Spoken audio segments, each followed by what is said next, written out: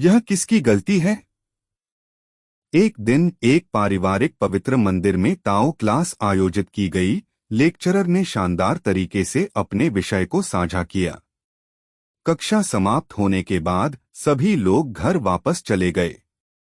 संयोग से ताओ सदस्यों में से एक को एहसास हुआ कि वह अपनी टोपी भूल गया है और वह उसे वापस लेने के लिए पवित्र मंदिर में वापस चला गया।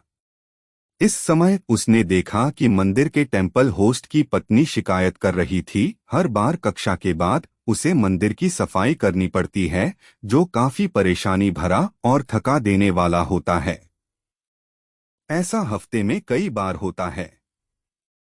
मंदिर के टेम्पल होस्ट ने अपनी पत्नी से कहा, दरअसल कक्षा के बाद सफाई करना स्वाभाविक है, इसलिए शिकायत करने की कोई जरूरत नहीं है।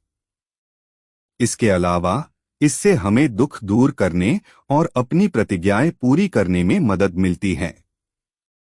शिकायत करने की कोई जरूरत नहीं है।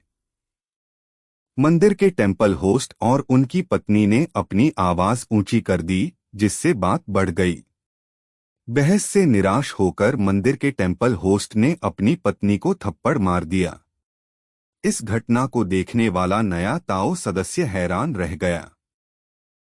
उसने अभी अभी लेक्चरर को धर्मा को बहुत ही शानदार ढंग से बताते हुए सुना था, लेकिन अब उसने मंदिर के मेजबान और उसकी पत्नी के बीच तीखी बहस और शारीरिक हिंसा देखी।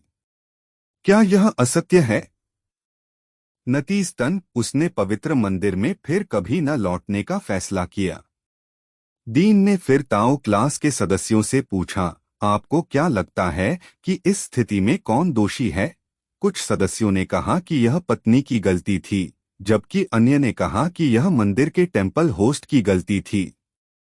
अंत में डीन ने एक वाक्य कहा, सबसे बड़ी गलती उस नए ताओ सदस्य की है। क्यों? क्योंकि इस ताओ सदस्य ने पवित्र मंदिर आना छोड़ दिया और अपना आध्यात्मिक मार्ग ही छोड़ दिया। मंदिर के टेम्पल होस्ट दंपत्ति बहस करने और एक बुरा उदाहरण पेश करने के बावजूद अभी भी पवित्र मंदिर के संचालन में शामिल हैं। डीन ने कहा, यह ताओ सदस्य कहाँ गलत था? इस ताओ सदस्य ने ताओ प्राप्त करते समय स्वर्ग की मां के साथ 10 महान प्रतिज्ञाएं की, मंदिर के टेम्पल होस्ट और उनकी पत्नी के प्रति प्रतिज्ञाएं नहीं की। इसलिए ताओ की साधना करते समय दूसरों की साधना पर ध्यान केंद्रित न करें। यह बुद्धिमत्ता की परीक्षा है। इसलिए ताओ की साधना सत्य और वास्तविक अभ्यास को समझने पर आधारित होनी चाहिए। महान संत पाइश्वेई की करुणामय शिक्षा। एक व्यक्ति एक ताओ का प्रतिनिधित्व करता है। प्रत्यक्ष और अप्रत्यक्ष दोनों तरह के कार्य ताओ की प्रतिष्ठा को प्रभावित कर सकते हैं। इसलिए हमें अपने शब्दों और कार्यों में बहुत सावधान रहना चाहिए। सावधानी में थोड़ी सी भी चूक दूसरों द्वारा बदनामी और बढ़ा चढ़ाकर पेश की जाने वाली धारणाओं को जन्म दे सकती है।